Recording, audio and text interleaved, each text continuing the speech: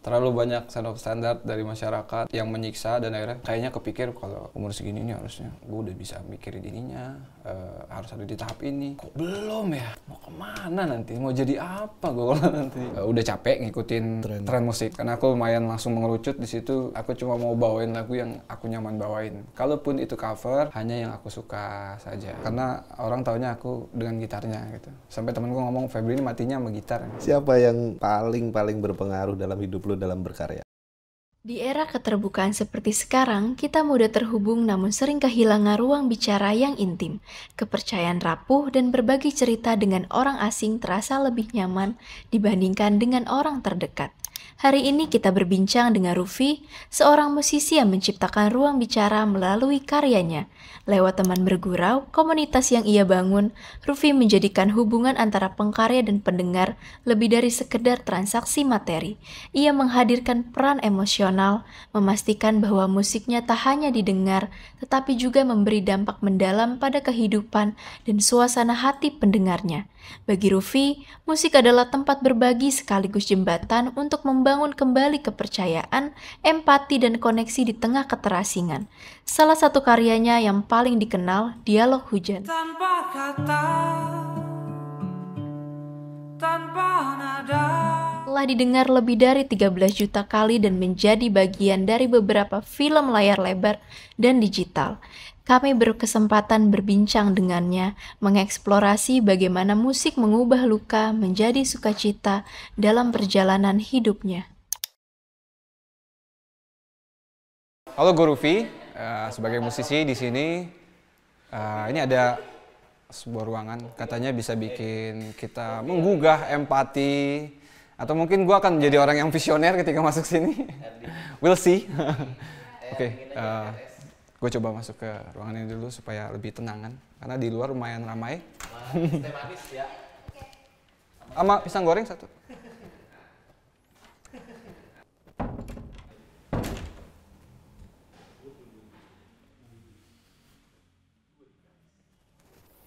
Bang Rufi, Mas Rufi. Boleh. Selamat datang di Diprum. Terima kasih. Lama berkarir di dunia musik. Tentu banyak pelajaran kehidupan atau apapun itu yang akhirnya menjadi bagian dalam hidup. Apa pelajaran terbesar dalam hidup lo? Untuk tidak melekat pada satu hal. Untuk tidak melekat pada satu hal. Maksudnya? Untuk tidak melekat pada hal apapun yang dirasa membuat lebih baik gitu, minimal gitu misalnya. Contohnya gimana? Menggantungkan kebahagiaan pada orang lain misalnya. Pernah ada momen menggantungkan kebahagiaan pada orang lain? Pernah. Secara hal yang mudah kita pahami, bisa dikatakan menjadi diri sendiri atau seperti apa? Nggak jadi diri sendiri malah. Maksudnya jadi karena menggantungkan tadi, karena terlalu melekat, jadi berpikir kalau bersama dia pasti lebih baik gitu-gitu. Mas Rufi, ada buku di depan. Silakan bisa ditulis ataupun bisa digambar, apapun. Bebas. Itu. Bebas. Oke. Sambil ngobrol gitu? Sambil ngobrol, kita sambil minum kopi. Dikenal sebagai musisi atau seniman dengan lagu-lagu yang galau. Ada setidaknya lah anggapan seperti itu. Ada nggak lagu-lagu yang itu terinspirasi dari perjalanan hidup lo? Banyak, karena memang seluruhnya personal sih lagunya. Lagu-lagunya personal, terus mengkaitkan perjalanan hidup, spiritualitas, dan lain-lain. Menarik ya, perjalanan hidup dan spiritualitas. Ya. Ada momen atau ada fase apa ketika kita menyampaikan spiritualitas. Benar nggak sih kalau itu terkadang melewati proses panjang untuk kita sampai ke tahap itu? Pasti, maksudnya kalau proses panjang udah pasti, karena kan kita ini kayak, anggaplah kayak musafir yang berjalan mencari dan mencari terus. Hal-hal yang nggak ada ujungnya kadang-kadang. Tapi ada beberapa hal yang pencariannya, ini begini dan begitu kan. Jadi makanya aku selalu mengkaitkannya dengan spiritualitas, karena hal-hal yang kayak gitu ngebentuk diriku hari inilah gitu. Jadi bisa dikatakan bahwa kisah perjalanan personal itu udah jadi konsumsi publik ya, udah mewakili banyak orang juga. Bisa dibilang begitu. Secara pengkaryaan, penulisan lagu ya. Artinya relate ya, banyak hal-hal yang relate yang ternyata juga dialami oleh banyak orang. Relate atau enggak, entah sih, aku mikirnya kayak pokoknya setiap lagu pasti ada jodohnya sama pendengarnya masing-masing gitu. Tapi kalau berpikir membuat sesuatu yang relate, apakah kayak wondering apakah yang saya alami pernah orang lain alami, bahkan lebih parah mungkin atau apa, enggak ke arah situ, tapi lebih ke tuangin aja gitu sih. Dan itu bikin aku lebih happy. Dituangin dalam karya itu ya. Ini sedikit flashback ya. Lagu Dialog Hujan ini bisa dibilang sebagai lagu yang cukup fenomena. Apa sebenarnya cerita dari lagu tersebut? Dan boleh tahu nggak itu inspirasi dari mana lagu Dialog Hujan? Tentang apa namanya bilangnya? Itu udah 1 dekade lagunya ya kebetulan. Jadi kalau terhitung dari itu berarti penciptaannya itu tahun 2014 dia. Lagu itu tahun 2014. Inspirasinya apa ya? Lebih ke waktu itu ada titik terendah dalam hidup gitu ya. Aku alamin, terus banyak kekosongan, suasana malam, hujan, gelap, lumayan tak menentu gitu, perasaan tak menentu.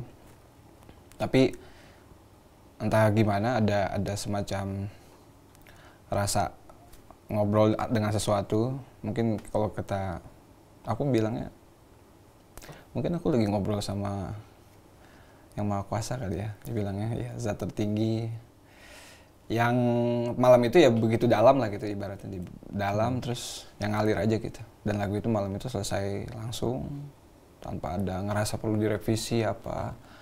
Kalau hasilnya jadinya begini ya begini aja, udah nggak diubah lagi itu. Jadi selesai dalam 1 malam aja? 1 malam itu. Tadi sempat cerita ya, ada momen titik terendah. Boleh di-share nggak sih? Itu berarti kalau kata band Blink-182, Tom DeLonge menulis Nobody Likes You When You're 23. Nah, apa tuh? Nggak ada yang suka malu di umur 23 gitu kan. Tapi kayak nggak secara gramatikal, itu apa ya bilangnya, kayak nothing gitu ya, kayak apa sih, orang-orang di umur 23 itu mungkin fase pencarian, kegagalan yang hebat dia pertama kalinya terima gitu-gitu. Kepunch banget lah pokoknya. Wah, gini ternyata hidup. Lebih kayak gitu, melek baru semua. Wah. Apapun, asmara, pekerjaan, kita mau kemana. Karena kan ada di Indonesia ini menarik juga kan, lumayan kalau ngomongin moralitas, value dari orang-orangnya, Kita punya set of standar kalau 25 begini dan begitu, kalau 30 begini dan begitu. Sehingga nanti 40 kamu begini begitu. Terlalu banyak set of standar dari masyarakat dan lain-lain yang menyiksa, dan akhirnya kayaknya kepikir kalau umur segini ini harusnya gue udah bisa mikirin ininya, harus ada di tahap ini. Kok belum ya? Mau kemana nanti? Mau jadi apa gue kalau nanti umur 30 mau jadi apa kan gitu. Nah itu di umur itu emang lagi ngelakuin banyak hal. Maksudnya aku lumayan orang yang eksperimen kalau soal karir atau ngelakuin pekerjaan gitu ya, in terms of cari uang gitu, in terms of cari uang. Aku banyak ngelakuin pekerjaan kreatif. Aku bekerja sebagai desainer grafis, coba juga bikin acara, event gitu-gitu. Terus juga ngamen musik, itu juga termasuk. Tapi di umur itu aku ngamen di kafe ya maksudnya? Kafe wedding gitu, sempat cukup lama. Dan di tahun-tahun itu memang tahun dimana sebelum 23 itu emang sudah memutuskan mungkin sekitar umur 21 apa ya, mulai tidak lagi ngelanjutin ngamen yang kafe gitu. Cuma kayak wedding itu masih ada. Masih sesekali tetap, tapi kalau menyanyikan lagu orang lain gitu-gitu udah stop. Karena udah di fase di mana menulis lagu sendiri lebih menyenangkan. Dulu era for share kalau ya. Ada for share gitu-gitu, terus itu di-share ke Twitter supaya teman-teman bisa download filenya. Kan belum ada Google Drive, nggak tahu deh, tapi semacam cloud yang memungkinkan kita mengunduh lagu mengunduh itu. file apapun, dokumen, audio. Nah itulah jadi ajang kayak dulu ada MySpace juga, udah mulai ada MySpace, Reverb Nation. Coba upload karya sendiri, ngerekam pakai komputer kan gitu. Terus ya supaya teman-teman kampus waktu itu dengerin, coba upload di Twitter, terus banyak yang download teman-teman lah gitu. Maksudnya karena emang udah terbentuk bahwa aku tuh penyanyi, main gitar gitu-gitu. Karena emang dulu di kampus banyakan bukan bawa tas kuliah, bawa bag gitar, dalamnya buku kuliah. Jadi kayak gitu. Terus ya udah, cara ngekspresiinnya, aku nulis lagu meskipun itu belum dirunutin jadi ini akan jadi sebuah single, aku akan berkarya, enggak ada sama sekali. Cuma kayak ada medianya nih yang bisa di-download orang banyak, upload lah di Twitter gitu-gitu. Udah memulai itu dan berhenti untuk ngebawain lagu orang lain, karena dulu kalau bicara top 40 cafe gitu-gitu kayak udah capek ngikutin tren musik. Itu karena aku lumayan langsung mengerucut di situ. Aku cuma mau bawain lagu yang aku nyaman bawain. Kalaupun itu cover, hanya yang aku suka saja. Artinya tadinya di awal masih ada sedikit kebimbangan ya. Apa sih yang sebenarnya mau ditekuni? Karena tadi sempat cerita tentang di event organizer, sempat desain. Aku emang suka, kalau desain tuh basicnya emang aku suka gambar dari dulu. Duluan gambar sebenarnya, malah musik. Jadi kebanyakan di dulu kecilnya, zaman dulu ya banyakan ngegambar, ngelukis segala macam. Terus musik setelahnya lah itu. Iya. Berarti di tahun itu memang belum ada media seperti sekarang ya untuk popularity karya yang kita hasilkan. Belum. Ya tadi hanya lewat Twitter dan lain sebagainya. Dan YouTube ada sih, cuma YouTube belum nggak yang kayak cara ini gimana ya gitu. Terus dulu banyak kan YouTube itu aku pakai buat instrumental gitar, cover instrumental gitar aja gitu. Kayak emang aku suka bikin dari lagu orang terus di cover versi instrumental gitarnya lah gitu. Terus habis itu udah banyak viewsnya, terus nggak tahu kalau itu bisa dimonetize apa, nggak peduli. Tapi beneran abis udah spesifik nulis lagu dan nyanyi, mau mengerucut ke sana, itu aku archive semua. Bukan archive, malah delete. Di-delete? Aku delete. Ngerasa kenapa? nggak tahu bisa di archive waktu itu. Tapi baru iya, iya. oke, oh ternyata. Apa ada sesuatu panik dia harus di delete? Iya, nggak, lebih ke aku mau branding aku jangan jadi gitaris instrumental, udah langsung spesifik ke situ. Ada alasan ya memang Alasan yang itu. jangan dilakukan. Kalau nanti orang temukan ini Bias. jadi bias menjadi instrumental gitaris karena orang taunya aku dengan gitarnya gitu. Sampai temenku ngomong Febri ini matinya sama gitar ini. Siapa yang paling berpengaruh dalam hidup lo dalam berkarya? Paling berpengaruh teman-teman band pada waktu itu sih. Maksudnya kalau bukan mereka yang nyemplungin gua di dunia musik, band-bandan gitu ya. Waktu itu mereka yang ngerekrut jadi vokalis, ala-ala gitu loh. Gua suka suara lu, lagi nyanyi di kelas. Coba supaya gua masuk band untuk jadi vokalis hanya vokalis tunggal gitu. Ya udah, tapi dari proses bersama mereka ini justru malah nemuin hal yang makin spesifik soal musik gitu loh. Makin seneng tampilnya, sisi tampilnya, sisi nguliknya, gitu. Laki-laki melankolis, menurut lo gimana? Nggak apa-apa. Awalnya sih mikir nggak banget ya sebenarnya.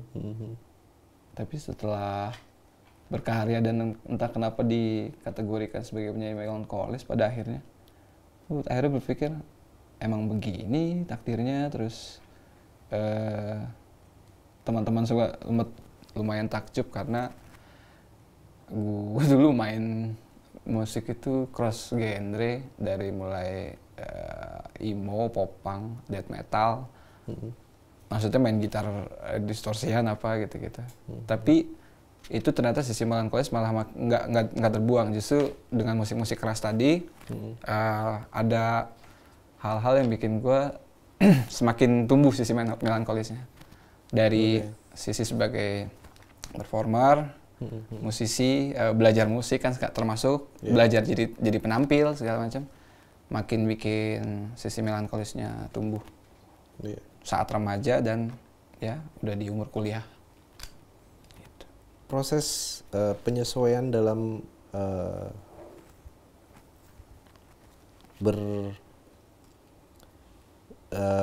performance gitu ya, dari transisi band kemudian akhirnya ya meskipun sekarang ada beberapa instrumen lain yang mengiringi, bedanya apa? Saat band dan sendiri.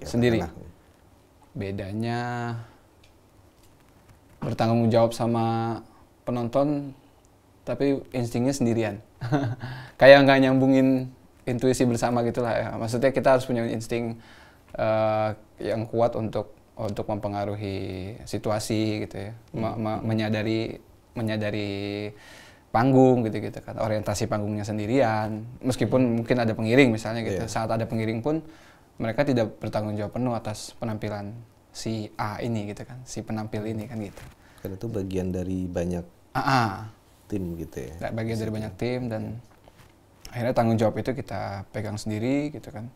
Ngerasa kalau lumayan berat adaptasinya, cuma pelan-pelan karena kan waktu di kampus mulai ada kalau ada acara-acara musik jurusan ngawarin diri, mau dong gue main ini perform. Entah itu emang di kantin atau emang acara pentas seninya di jurusan atau kampus. Nyoba-nyoba aja dulu. Sempat juga gabung ke vokal grup kampus, tapi nggak diterima karena menurut beliau itu, saya buka aja itunya nama UKM-nya Paragita UI. Pak Dibio itu tidak menerima saya karena vokal saya terlalu sopran, tidak ada tenor dan bass. Jadi sehingga saya audisinya gagal. Akhirnya saya pupus sudah mau coba explore di paduan suara gitu kan, di choir, supaya akhirnya saya bikin grup bareng teman-teman di Bekasi waktu itu untuk choir-choiran lah, belajar di segmen khusus nyanyi, hanya untuk nyanyi, ngebentuk diri, lebih spesifik soal harmonisasi vokal lah gitu. Lebih bertanggung jawab sama vokal gitu, spesifik. Tapi abis itu ujung-ujungnya kalau di kampus nggak keterima di Paragita itu lari ke teater, menjadi musik direkturnya teater.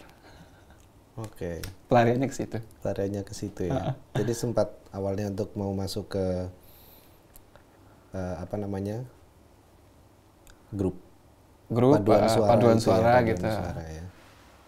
Kok lucu nih kayaknya kalau explore di paduan suara, bisa waktu itu bisa explore, terus bisa bisa punya pengalaman kompetisi luar negeri segala macam, itu juga pengen nyobain. Tapi ujung-ujungnya malah berjodoh sama grup teater untuk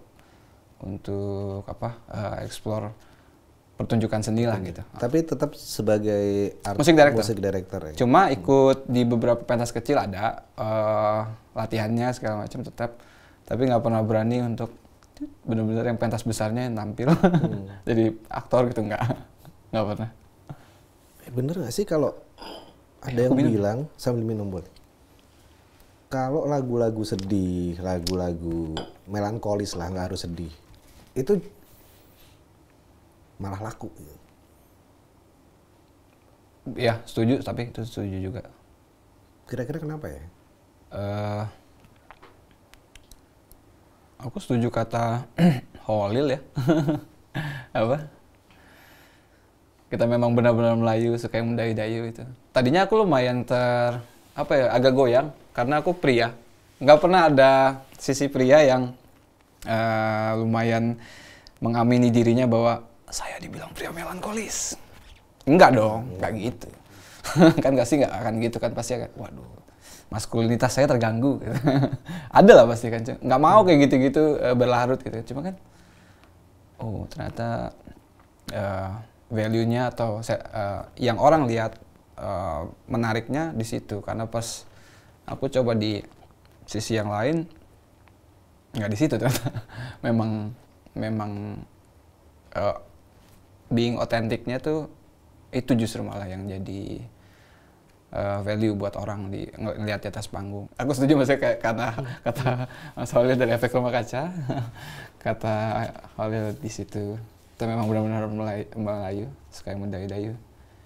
Memang begitu, kita nggak bisa hilang dari peradaban itu. Artinya sesuatu yang nature memang orang banyak mengalami juga ya, momen sisi-sisi yang terendah dalam hidup atau apapun, permasalahan dan lain sebagainya. Benar. Karena aku ngomong ini based on fakta bahwa teman-temanku yang kulihat sangat orangnya kuat, itu strong, activity-nya laki banget gitu. Ujung-ujungnya kalau aku main atau nyanyi atau lagu aku gitu kan, nyiptain terus sisi melankolisnya tetap ada. Gitu. Jadi waktu itu pelajarannya adalah saat remaja, saat kuliah, melihat orang lain, apalagi akhirnya masuk ke teater yang akhirnya membuka cakrawala baru dalam diri manusia itu sebenarnya sangat dinamis gitu ya. Maksudnya dia nggak bisa kita kategorikan, wah ini orangnya maskulin sekali gitu. Enggak lah gitu. Akhirnya ngelihat sisi itu, temen sendiri aja yang kelihatan strong itu, sisi melankolisnya ada. Jadi itu sih, akhirnya nggak yang terlalu musingin, jadi pria melankolis tuh nggak enak. Nanti takutnya dilihat orang ngebosenin apalah gitu. Ada, cuma akhirnya gini aja deh berarti. Oke, sip. Aman. Baru ngerilis album ya? Single. Iya, menuju album terbaru. baru. Teman Bicara.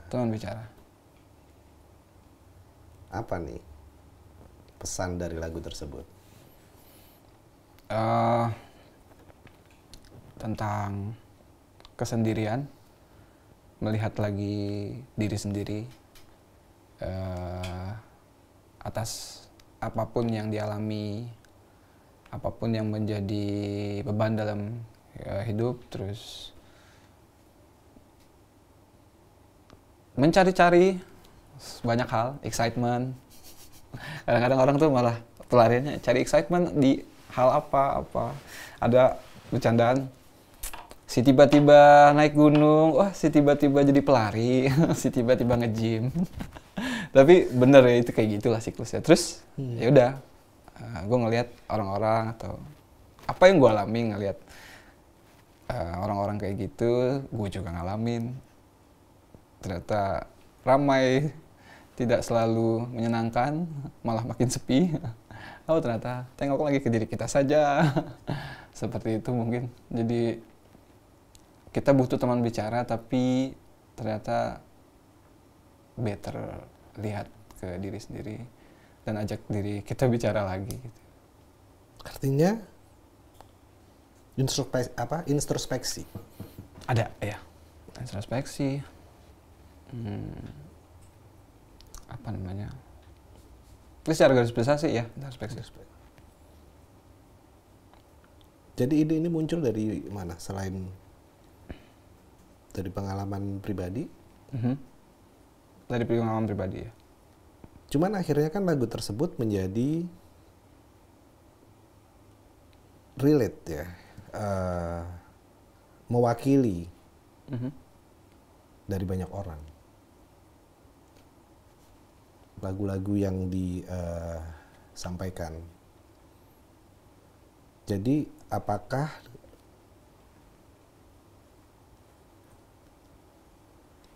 lagu itu memang bisa menjadi inspirasi atau bahkan merubah persepsi orang? Kalau bisa merubah persepsi orang, iya aku setuju itu. Karena lagu, frekuensi, energi, bunyi, lirik, semua akan mengubah sudut pandang orang lain, cara mereka berpikir gitu. Meski tidak bisa juga tidak secara langsung gitu ya. Bisa juga melalui bunyi-bunyiannya yang hanya sifatnya frekuensi lalu mempengaruhi alam bawah sadar saja atau ada di aspek lirik. Tapi setidaknya kedua itu sangat mempengaruhi orang lain. Kalau dibilang relate, aku nggak pernah tahu sih. Tapi kalau ada yang ngerasa itu, oke. Beda nggak sih feel ketika kita membawakan lagu ciptaan sendiri dengan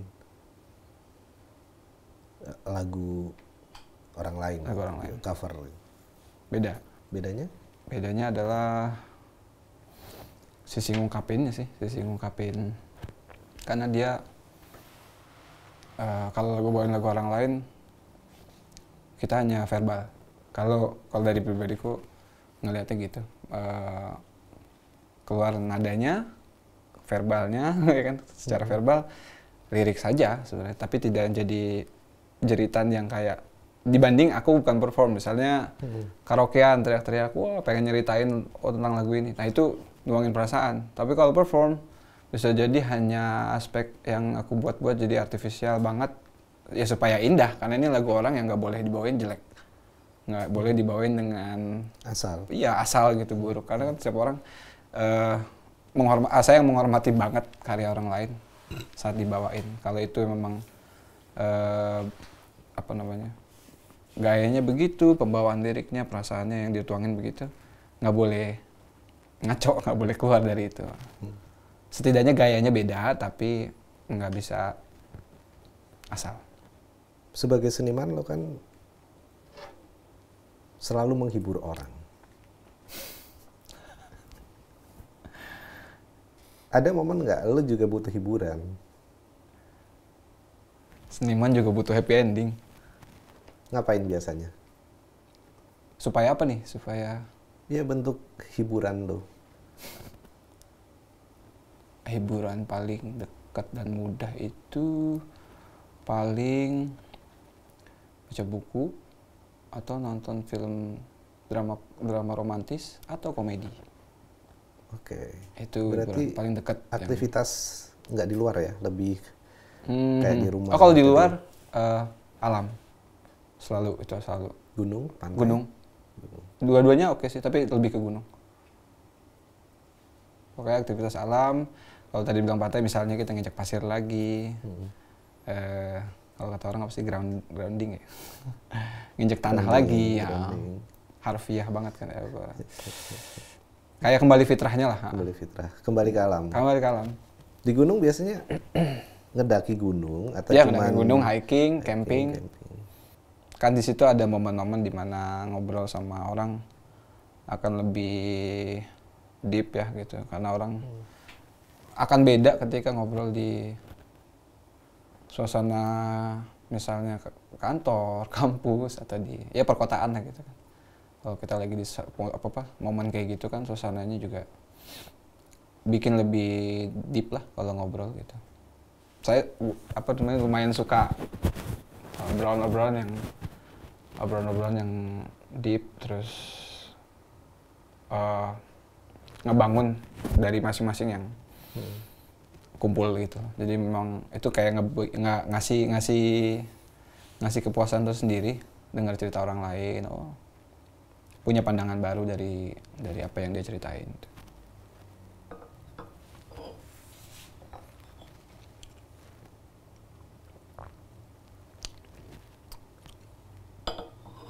Pernah merasa bosan hibur orang? Pernah dong, pasti pernah. Normal kan, manusiawi lah. Normal. Capek. Apa namanya? Bahkan yang terakhir akhir tahun lalu lumayan bikin bangga sama diri sendiri karena udah di minus kayaknya, dan kalau titik terendah 0 ini udah minus. Udah minus tapi bisa bikin orang wah ketawa-tawa nyanyi bareng apa, bisa tetap hebat berada di atas panggung, aman lah gitu. Untuk tidak mengecewakan manajer saya, tidak mengecewakan kru saya, tidak mengecewakan Sponsor. penonton yang datang, sponsor, partner, ya kan. Selalu menghargai orang-orang yang bermitra dengan saya gitu kan. Terus ya kalau itu pertanggungjawaban terbesar gitu kan. Tapi berhasil ngelewatin itu kebanggaan tersendiri akhirnya. Oh, saya bisa ternyata kayak gitu. Walaupun balik dari kelar dari panggung, wah berat. Yang tahu cuma itulah, iya orang-orang di balik panggung. Tapi itu kayak tadi dibilang bosan, gila sampai bosan atau lagi nggak enak aja harus bisa dong gitu, harus bisa. Bisa dilewatin. Karena emang misinya adalah, bukan misi sih, nggak tahu, seneng aja nyenengin orang lain. Apa yang dirasain pas secara emosi kita ya, ketika kita dalam kondisi terpuruk, tapi kita juga harus profesional lah, menghibur, tetap berkarya. Atau justru ada ledakan emosi yang mungkin jadi berbeda gitu, lebih menjiwai mungkin, atau waktu itu seperti apa? Jadi lebih menjiwai ya. Terus entah gimana kalau gue dari sisi pain apapun rasa sakit justru membuat gue nggak mau orang lain ngerasain rasa sakit. Jadi yang penting dari rasa sakit itu justru harus disembuhin dengan nyenangin orang lain. Terdengar klise tapi itu beneran terjadi, karena kalau orang-orang lihat di konten IG ada yang sesi gue tuh bikin ngobrol sama pendengar gue, namanya Teman Bergurau. Itu udah jadi community gitu. Anak-anaknya bikin grup WA bareng, kita kadang-kadang suka spontan ketemuan di mana ngobrol. Terus entah gimana kalau nyenengin mereka, penonton siapapun, gue merasa lebih baik gitu, merasa lebih happy. Itu. Teman bicara ya namanya ya. Kalau yang komunitinya Teman Bergurau. Teman Bergurau. Jadi hal apa aja biasanya yang diobrolin? Ngalor ngidul ya. Apa aja sih? Apa aja. Setidaknya kita nggak bicara tentang lo kerja di mana. Itu dulu. Lebih personal. Iya, lebih personal. Ternyata ngobrol sama stranger tuh lebih menarik gitu. Gue termasuk orang yang, oh mas fallback dong mas. Nggak akan fallback, karena aku lebih suka melihat orangnya langsung, ketemu langsung, ngobrol langsung. Tapi tidak perlu melekat, lihat story-nya, update kehidupannya, nggak perlu. Karena ketemu lagi, ternyata malah banyak cerita yang belum tahu. Oh kemarin gitu, oh iya. Lebih baik have no idea sama mereka, lalu kemudian ketemu lagi, jadi fresh start, kita ceritain lagi kemarin ada apa, sekarang pindah kerja di sini, oh sekarang pindah ke luar kota mungkin atau apa, kemarin habis liburan dari sana, nemuin ini. Pernah nyobain nggak? Tukar-tukar itu sih. Terus ada juga yang cerita trauma, ada yang nyeritain masa lalu, ada. Ya, bicara stranger ya. Sekarang kan sebenarnya banyak orang punya teman, ada teman dekat, tapi kadang-kadang ada hal-hal personal yang tidak disampaikan gitu justru. Ada pengalaman nggak? Momen dimana nggak percaya lagi nih sama teman meskipun itu teman dekat, keluarga bahkan. Keluarga juga. Ada dong. Dan apa? Lebih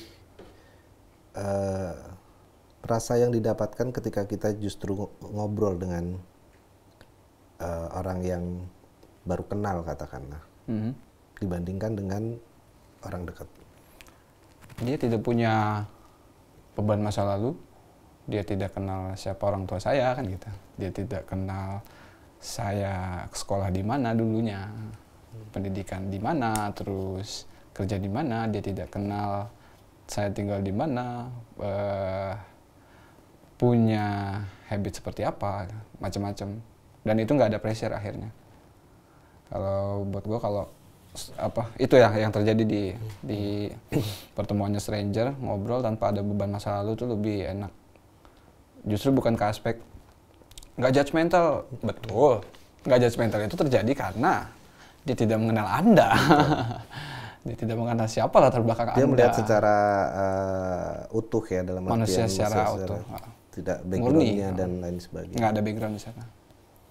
Nggak ada yang diingat kan gitu. Kayak kita hari ini gitu kan, nggak ada yang gue ingat dari lo gitu kan, sama sekali kita belum pernah baru ketemu gitu. Jadi emang kalau ada yang diingat tuh semacam ada ngasih, bukan pressure ya, bilangnya belum sampai pressure, apa sih misalnya, kalau ngomongin yang ini nggak enak takutnya, karena kan orang tuanya dia si A, karena kan orang tuanya tahu kalau kan ada. Itu kan bikin kita ganjel gitu kan. Betul. Pasti akhirnya nggak jadi lebih lega dari teman dekat gitu. Kembali dalam berkarya, dalam bermusik. Siapa nih seniman yang paling menginspirasi? Sepanjang ini apa? Sepanjang berkarir atau? Sepanjang berkarir atau dari awal bermusik? Paling awal banget dulu sih ada penyanyi asal Indonesia dari Maluku namanya Daniel Sahuleka. Kalau itu secara mungkin apa ya aku ngelihatnya performing art, dia solo dengan gitarnya, pembawaannya yang nyaman hanya dengan gitar gitu, berdua dengan gitarnya, tapi nyanyi gitarnya pun manis gitu, gitarnya manis, melankolisnya sangat maksimal sekali. Terus ya lirik-liriknya melankolis. Terus kalau dari sebenarnya sih vokalis band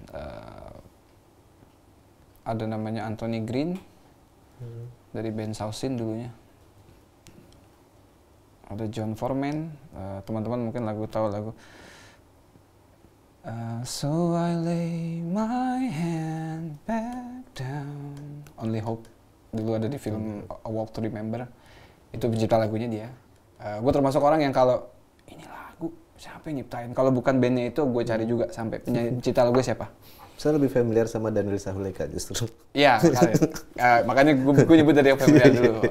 Tapi seenggaknya apa ya, lebih kayak cara mereka berkarya dan tampil sih. Rata-rata yang disukain itu lebih ke cara mereka dan tampil, cara mereka gaya penampilan sama cara mereka ekspresiin lirik gitu-gitu. Tapi sih selebihnya kalau band atau apa ya suka tapi nggak personal lah gitu. Kalau Indonesia? Itu Indonesia tadi. Itu tadi. Oh, yang lain. Ya, ya Daniel ya udah internasional ya meskipun asal dari Indonesia ya. Dia nikah sama orang Belanda. Iya. Sejauh mana karya lu ternyata bisa menjadi penyembuh bagi orang lain? Tahu kalau karyanya jadi penyembuh orang lain? Nggak tahu sih. Nggak tahu sebenarnya. Tahu itu kan, cerita-cerita bahwa setelah gue denger lagu lu, gue nggak jadi berantem. Yang tadinya mau rusuh jadi damai. Ada yang nyampein gitu maksudnya? Ada yang nyampein seperti itu? Ada. Coba cerita deh. Kalau nyampein ada. Macam-macam. Ada yang, misalnya di Al-Hujan tadi, itu lagu yang dengerin sama seseorang, ada pendengar. Saya sampai hafal nama akun IG-nya dia. Nama akun IG-nya lucu soalnya Sepotong Roti. Sepotong Roti? Sepotong Roti. Dia dengerin itu sama ayahnya sehari-hari di depan teras rumah. Sambil main burung, sambil bersihin kandang gitu-gitu katanya. And then bapaknya ini meninggal. Ayahnya meninggal, terus yang kenangan setiap sore itulah yang tersisa tuh di teras. Dengerin di Al-Hujan sambil itu. Dia nyeritain. Terus ada orang yang sangat terinspirasi sama lagu saya yang Menua Berdua dan sampai menuliskan judulnya di cincin nikahnya mereka gitu. Itu sih. Terus yang paling dekat gara-gara lagi ada lagu Kumo dipakai di soundtrack film baru nanti nih, baru mau produksi, mungkin rilis tahun 2025. Tapi jadi tahu kalau ternyata hal-hal yang sama dilakuin sama PH atau sutradara sebelumnya terjadi lagi. Laguku dijadiin kayak apa ya, semacam meditasi untuk olah rasa dan reading, untuk mereka bikin itu olah rasa lah.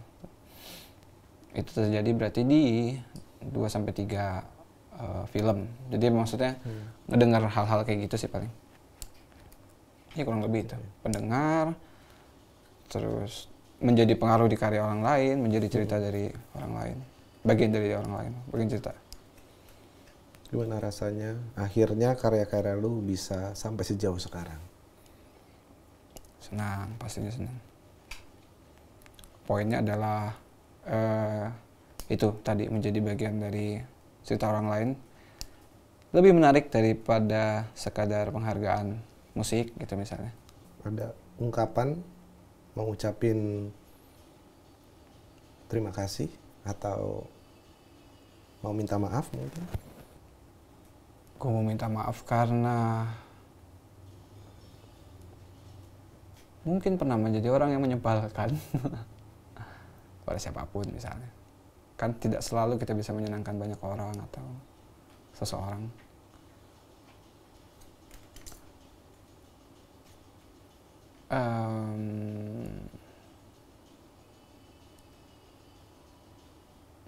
Tapi gue belajar bahwa yang ngebentuk diri gue hari ini ya orang-orang yang pernah ada di hidup gue sebelumnya. Jadi gue terima semua yang terjadi sampai hari ini. Rufi, thank you. Sama-sama. Dan kita tentunya pengen menunggu lagu Teman Bicara. Wah, dibawakan ini.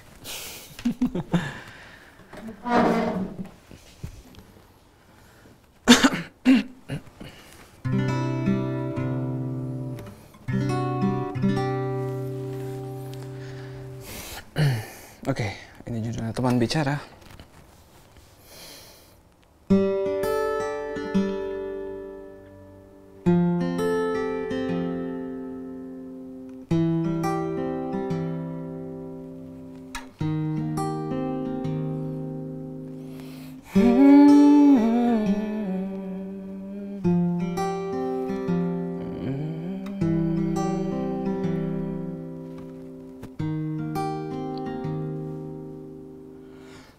Hari-hari yang berulang, hati yang lelah berjuang, ingin ku menghilang. Segelas cangkir di meja, hari yang sendiri mulai terasa. Tapi tak mengapa, cari apa yang bisa membuatku tertawa. Sudikah kau jadi teman bicara? Aku yang sempat gila bicara berdua dengan bayangku saja. Mungkin dia yang paling mengerti untuk menyatakan seisi jiwa. Aku yang sempat gila sendiri mencoba matikan rasa, sampai ku menyadari juga dirikulah teman bicara.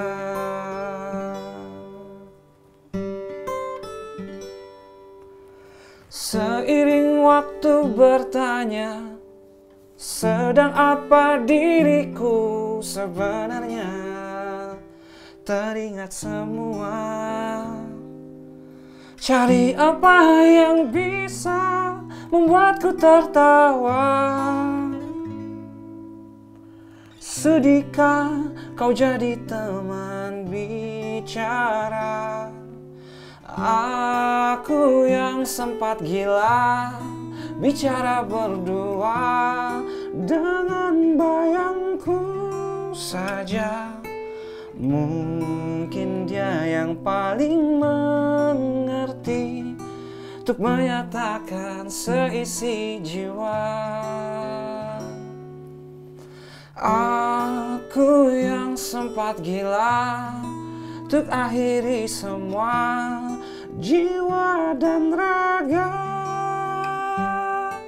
sampai ku menyadari juga dirikulah teman bicara.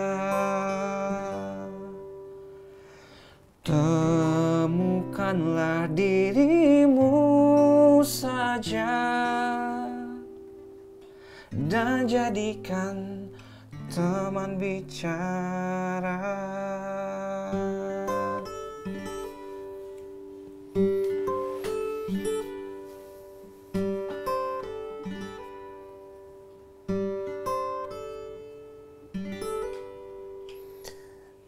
Rufi, teman bicara.